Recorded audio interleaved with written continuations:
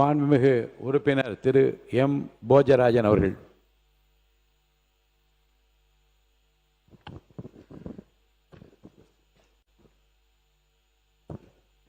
மாண்புமிகு பேரவைத் தலைவர் அவர்களே, முதலாவதாக இந்த துயர சம்பவத்தில்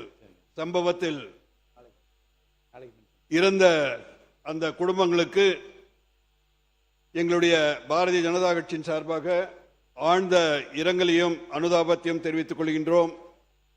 இன்னொருவர் சிகிச்சை பெறுவதாக சொல்லப்படுகிறது. அவர் சிகிச்சை பெற்று திரும்ப வேண்டும் என்று பிரார்த்தனை செய்து கொள்கின்றோம். இது வன்மையாக கண்டிக்க வேண்டிய ஒரு நிகழ்வு. சகோதரர் ராமச்சந்திரன் சொன்னது போல் கடந்த காலிலே தமிழர்களுக்கு ஆந்திராவிலே பல தொல்லைகள் எல்லாம் கொடுத்து உயிரை சாதாரணமாக எடுத்துக்கொண்டார்கள். அதே போன்ற நிகழ்வு இன்றும் தொடர்ந்து விடக்கூடாது. ஆகவே ஒட்டுமொத்தமாக கட்சி பாகுபாடு இன்றி இது போன்ற தமிழர்களுடைய நலனை கருதி ஒட்டுமொத்தமாக நமது எதிர்ப்பினை தெரிவித்து பாதிக்கப்பட்டவர்களுக்கு ஏற்கனவே உறுப்பினர்கள் சொன்னது போல் கொடுத்த நிவாரணம் தொகையெல்லாம் போதியதாக அல்ல. ஏனால் உயிருக்கு ஈடு இல்லை.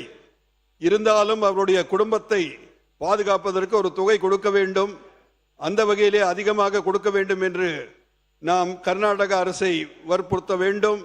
அதே நேரத்தில் தமிழக அரசும் நிதி கொடுத்தாலும் தவறில்லை என்று நான் கருதுகின்றேன். எங்களுடைய பாரதிய ஜனதா கட்சியின் சார்பாக கர்நாடக அரசு அவர்கள் அதிகாரிகள் செய்து கொண்ட அந்த முறை அவசரமாக செய்ததை பார்த்தால் நமக்கு சந்தேகங்கள் எழுகின்றன. ஆகவே உரிய விசாரணை செய்து அந்த அதிகாரிகளை கண்டிப்பாக நடவடிக்கை எடுத்து நமது தமிழர்களுக்கு பாதுகாப்பு ஒரு உணர்வை நாம் ஏற்படுத்த வேண்டும் என்று பேரவைத் தலைவர் அவர் மூலமாக கேட்டுக்கொள்கின்றேன். நன்றி, வணக்கம்.